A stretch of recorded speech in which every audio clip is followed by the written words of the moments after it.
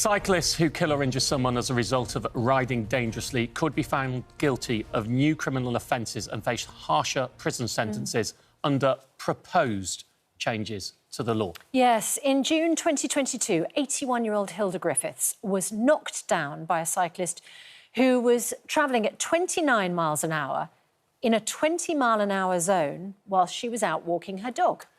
But because speed limits don't apply to cyclists in the same way that they do to motorists, police concluded that there was insufficient evidence to prosecute and took no further action.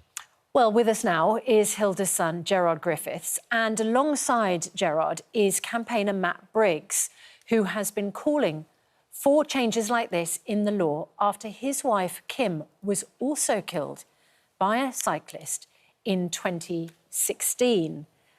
Thank you both for coming in to join us. This is a devastating situation for both of you.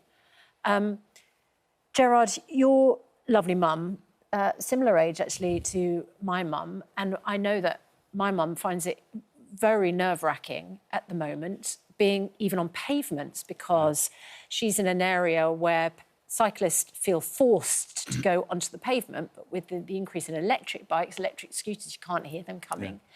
They shouldn't be on the pavements anyway. Your mum lost her life because somebody was going too fast on a bike. And what seems outrageous is that if that had been a car, then there would have been a prosecution. But in the case of what happened to your mum, there wasn't. That's basically the failings, I think, in the law, that if cyclists can't be prosecuted for going above the speed limit and killing people, then there's a two-tier system where everybody should be equal under the law in regarding of wrongdoing. Yeah.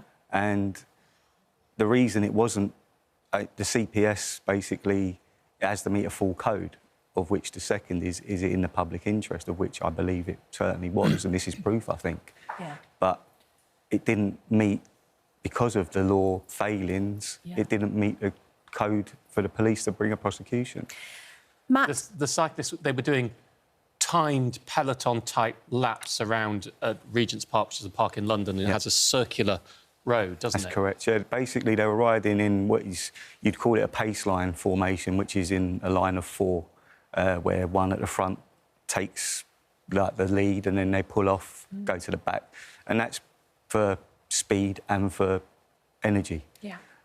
So they're going hell for leather at 29 miles an hour, and then your mum steps out. She steps out, apparently, according to them, without looking, but you've also got, in the coroner's inquest, the gentleman, the cyclist said, was asked if he saw a slow sign, which is written in 3-foot-high letters on the floor, and he couldn't recall, of which he could recall my mother not looking, supposedly, bearing in mind he goes around that park 10 times every Saturday, and he has done for however long.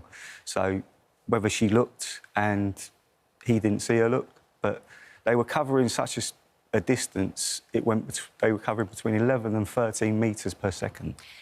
The point is, there's a 20-mile-an-hour speed limit for a reason in that park. And he was going at 29 miles an hour. Matt, your wife was killed by a cyclist in 2016. Yes. But you've been campaigning ever since then with no change in the law. There was somebody prosecuted in the case of your wife, but under an archaic law that applies to horse-drawn carriages. Now, something extraordinary happened this week, didn't it? Yes, I've been campaigning. I think people are surprised to know that cycling, and I use this word very carefully, cycling is literally a lawless activity. When it comes to the Road Traffic Act, it's literally a lawless activity. And I've been campaigning for 7 years and making some progress. And then in 2022, Grant Shapps announced, he was then Transport Secretary, he announced that he was bringing this law forward. He announced it twice, once on LBC and once in the Daily Mail, and then nothing happened. It always gets blocked. I have the Department for Transport telling me that it's number 10 blocking it. I have number 10 telling me that there's the Department of Transport blocking it.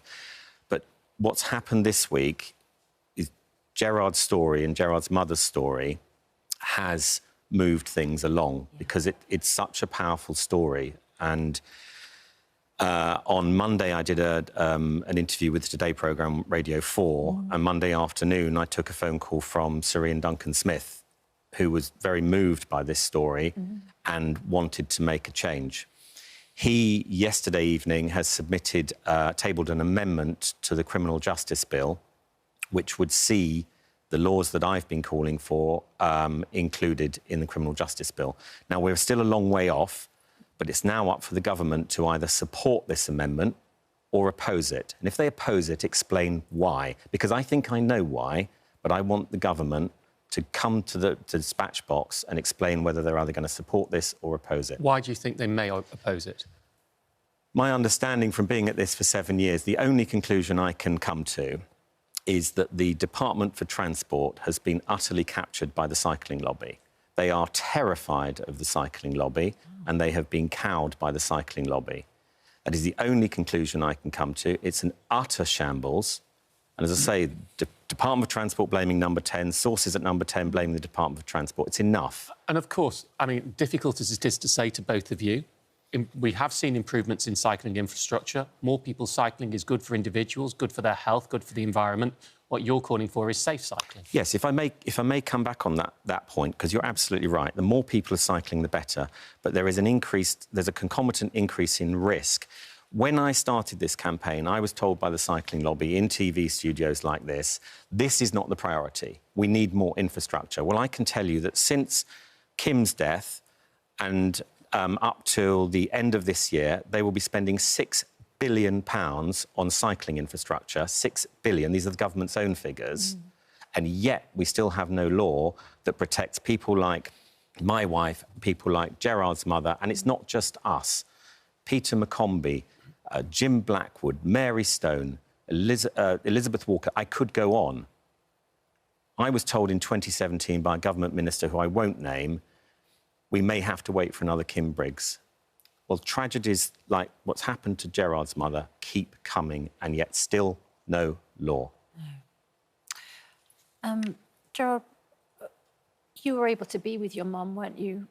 Right at the end. Yeah. She was very, very badly injured in this particular accident. She'd been walking the dog, hadn't she? Yes.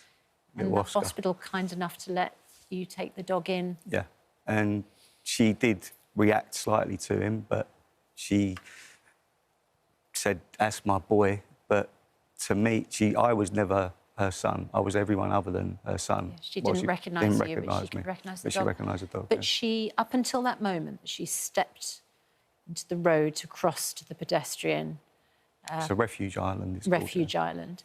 And was hit. Up until that moment, she might have been 81, but she was active, she was fit, she was mentally aware, wasn't she? She was an independently living elderly lady.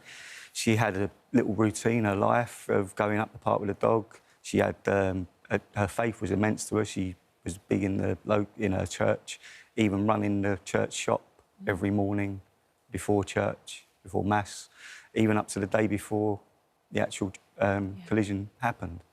And she had a lot more to live for, even at 81. I mean, testimony to that is when I got up to say her eulogy at her funeral, I looked and the church was absolutely packed. Elderly people, unfortunately, lose friends as time goes by.